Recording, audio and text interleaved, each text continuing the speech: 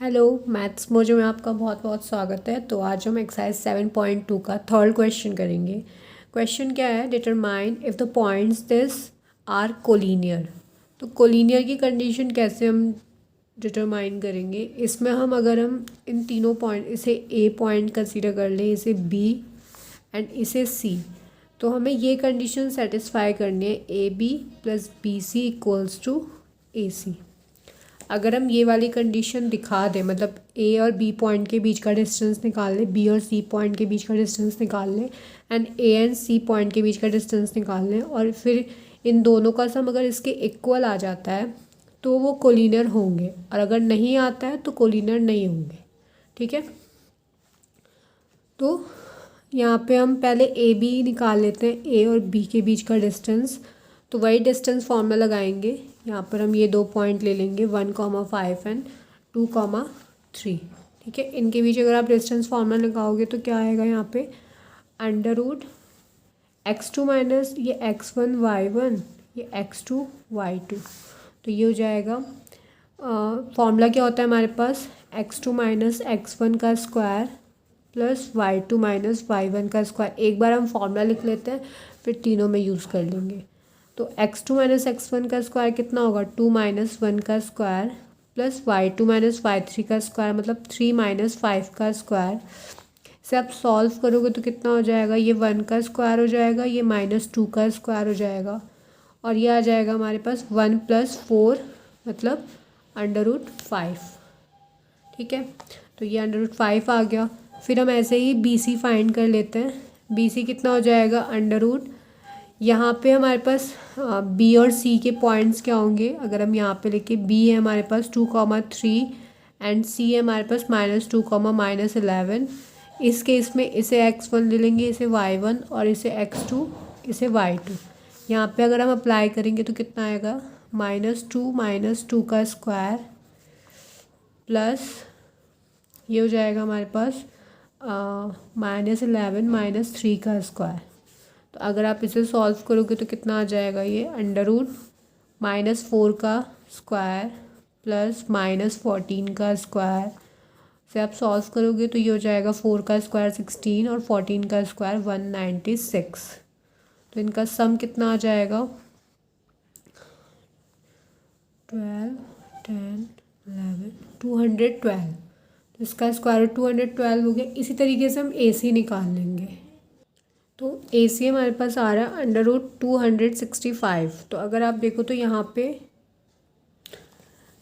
तीनों वैल्यूज़ जो है ए बी, बी सी और ए सी, तीनों काफ़ी डिफरेंट आ रही हैं, और इनसे हम एक अंदाज़ा लगा सकते हैं कि ए बी और बी सी का सम कभी ए सी के इक्वल नहीं होगा। ठीक है, तो A B plus B C does not equals to A C. तो हम यहाँ पर ये कह सकते हैं कि ये तीनों पॉइंट्स जो होंगे वो कोलिनियर नहीं होंगे। ठीक है, अगर ये कंडीशन ये सेटिस्फाई करता तो ये कोलिनियर होते, अगर यहाँ पे इन दोनों का सम इसके इक्वल आता, बट यहाँ पे नहीं आ रहा है तो ये कोलिनियर नहीं है। ठीक है, फिर हम फोर्थ क्वेश्चन पे जाते हैं। फोर्थ क्वेश्चन क्या कह रहा है, check whether this are the vertexes of an isosceles triangle. तो आइसोसेलेस ट्रायंगल की कंडीशन में हमारे पास दो साइड्स इक्वल होनी चाहिए। तो हम अगर यहाँ पे ये ट्रायंगल बनाए ए बी सी, और ए हो जाएगा 5, -2, बी हो जाएगा 6, 4, और सी हो जाएगा हमारे पास 7, -2। ठीक है, ये हो जाएगा। अब हम यहाँ से ए बी सी की ए बी निकाल लेते हैं, फिर बी सी निकाल लेते हैं, फिर ए सी निकाल लेते हैं। अगर कोई दो वैल्यू इक्वल आएगी तो ये आइसोसेलेस ट्रायंगल के वर्टेक्सेस हैं, अदरवाइज नहीं है। तो ए बी निकालते हैं।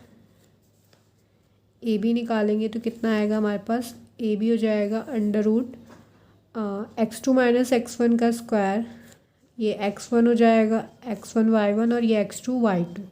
ऐसे ही आप कोऑर्डिनेट्स लिखकर वहाँ पे उस पर्टिकुलर पॉइंट्स के लिए आप x1 y1 x2 y2 use कर सकते हो। तो यहाँ पर हम एक बार फॉर्मूला लिख लेते हैं, फिर बाकी सारी चीज़ों में हम वही फॉर्मूला यूज़ कर लेंगे।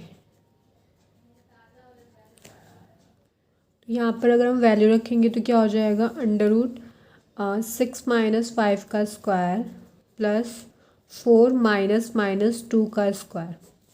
ठीक है, यहाँ पे y1 -2 था और माइनस फॉर्मूले में भी था, तो इसे आप सॉल्व करोगे तो कितना हो जाएगा, ये 1 का स्क्वायर प्लस ये हो जाएगा 4 माइनस माइनस प्लस 4 + 2 कितना होगा 6 का स्क्वायर, तो जाएगा 1 + 36, तो यह आ जाएगा √37।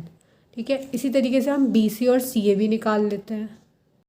तो यहाँ पे हमने BC और CA फाइंड कर लिया, यहाँ पर हमने उसके कोऑर्डिनेट्स लिख लिए और फिर x1 y1 x2 y2 लेके हमने डिस्टेंस फार्मूला यूज़ कर दिया। तो आप देख सकते हो BC √37 आ रहा है और CA 2 आ रहा है, और अभी हमने पीछे AB फाइंड करा था, AB भी हमारा √37 आ रहा था।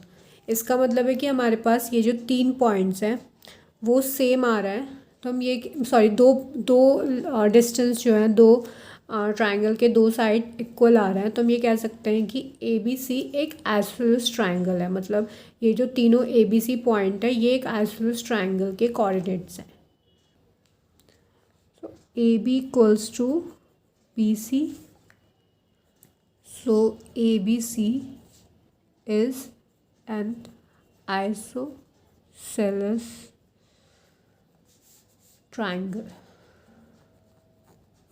ठीक है, इसी तरीके से अगर आपसे कुछ भी पूछा जाए जैसे स्क्वायर के बारे में या फिर रेक्टेंगल के बारे में पूछा जाए, तो आप उनके कंडीशन को सेटिस्फाई कर दीजिए, तो वो आपका रेक्टेंगल और स्क्वायर हो जाएगा डिस्टेंस फॉर्मूले की हेल्प से। तो अब आगे के क्वेश्चन हम नेक्स्ट वीडियो में करते हैं। Thanks for watching.